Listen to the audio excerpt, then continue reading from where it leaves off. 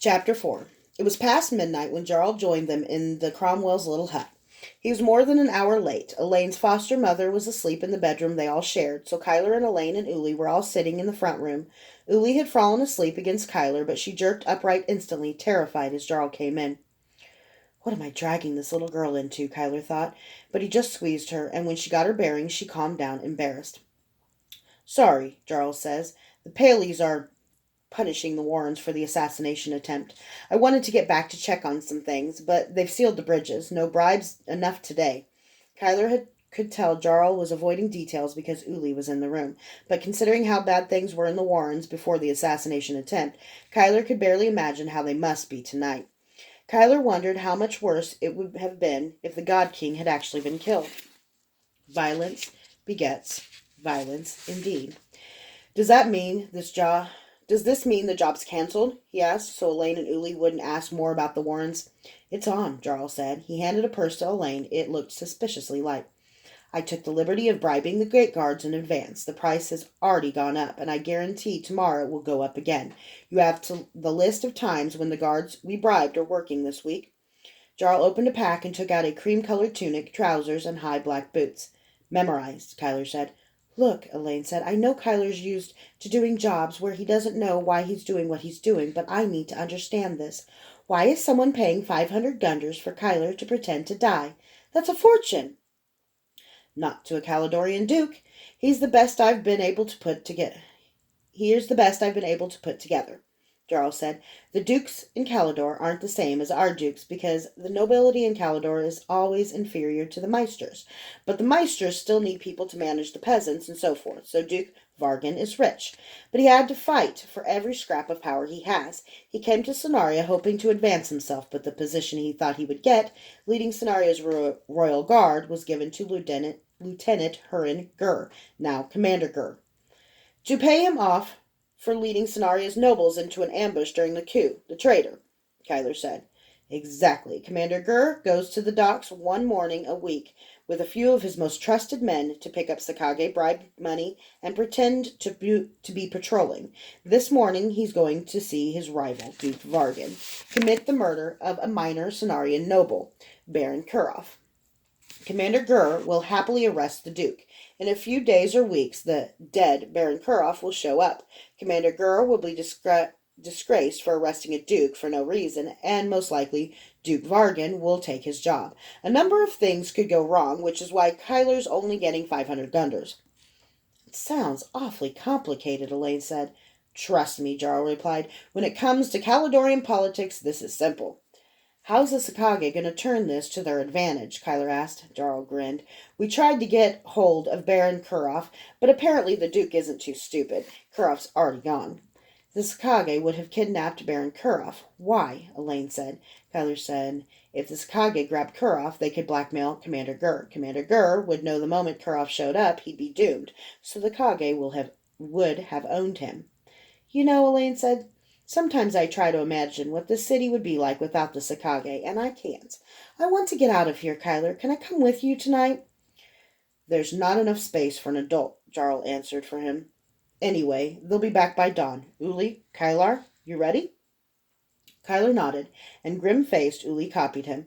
2 hours later, they were at the docks ready to split up. Uli would hide behind the dock in a raft camouflaged to look like a clump of driftwood.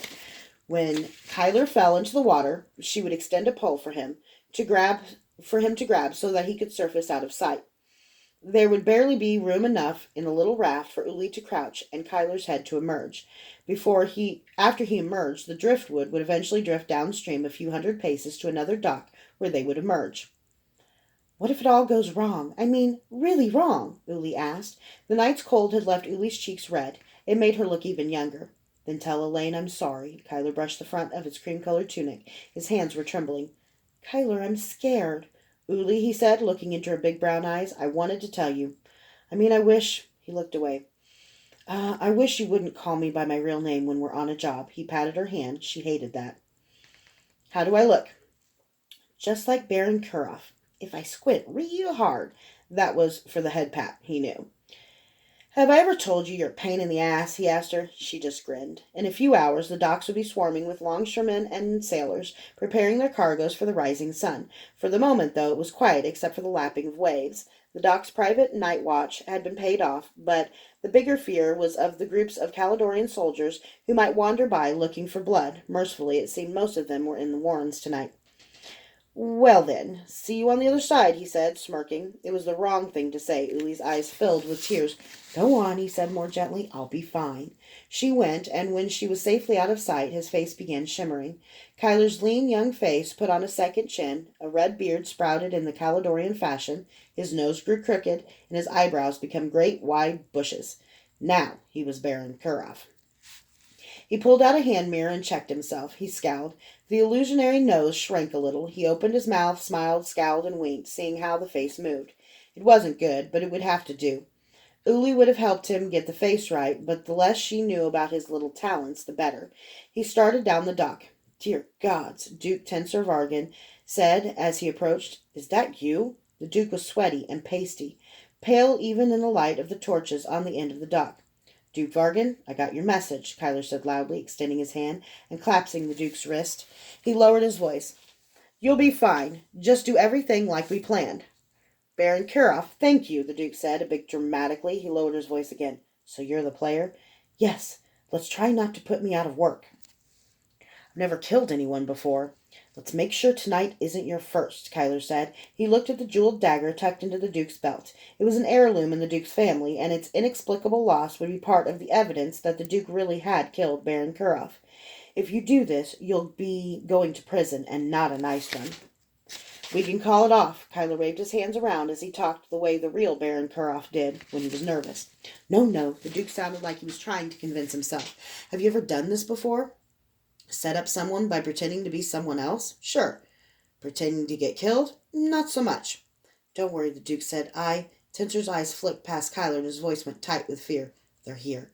Kyler jerked away from the Duke as if startled. Is that a threat? He barked. It was only a fair imitation of the Baron's voice, but blood covers a multitude of acting sins. The Duke grabbed his arm. You'll do as I tell you. Or what? The God King will hear about this. They definitely had the guard's attention now. You'll say nothing. Kyler shook his arm free. You aren't smart enough to take the throne, Duke Vargan. You're a coward, and he dropped his voice. One stab. The blood bladder is right over my heart.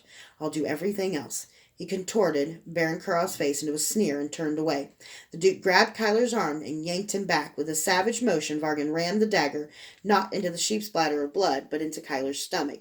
He stabbed once, twice, then again and again. Staggering backward, Kyler looked down. His cream-colored silk tunic was dripping red-black blood. Tensor's hands were gory, and flecks of red dotted the blue of his cloak. What are you doing? Kyler choked out, barely hearing the whistle blowing at the far end of the dock. He swayed, grabbing at the end of the railing to hold himself up. Sweating profusely, his black hair hanging in lank ropes, Tensor ignored him. Every trace of the hesitant, bumbling noble he'd been only a minute before had disappeared. He grabbed a fistful of Kyler's hair. For him, it was a lucky grab. An inch forward, and he would have destroyed the illusionary face Kyler wore. As footsteps began pounding down the dock, Duke Vargan let Kyler drop to his knees. Through eyes dimming with pain, Kyler saw Commander Gurr charging down the dock with his sword drawn and 2 guards at his heels. Duke Vargan dragged the dagger across Kyler's throat, sending blood spurting. Then, with as much emotion as a woodcutter bearing an axe and a stump for the next time he's going to split wood, Duke Vargan jammed his dagger into Kyler's shoulder. Stop! Stop now or die! Commander Gurr roared. Duke Vargan propped a calfskin boot on Kyler's shoulder and smiled. With a shove, he propelled Kyler off the dock and into the river. The water was so cold, Kyler went numb. Or maybe that was from the blood loss. He'd inhaled before he hit the water, but one lung wasn't cooperating. In moments, air bubbled out of his mouth and, disconcertingly, his throat. Then there was agony as he breathed the thick, dirty water of the Plith. He thrashed weakly, but only for a moment. Then the calm descended. His aching body was only a distant pulse. Something jabbed his body, and he tried to grab for it instinctively. He was supposed to grab. There was something he was supposed to remember about a catch-pole. But if his hand even moved, he couldn't tell. The world didn't go black, didn't fade into darkness. His vision went white.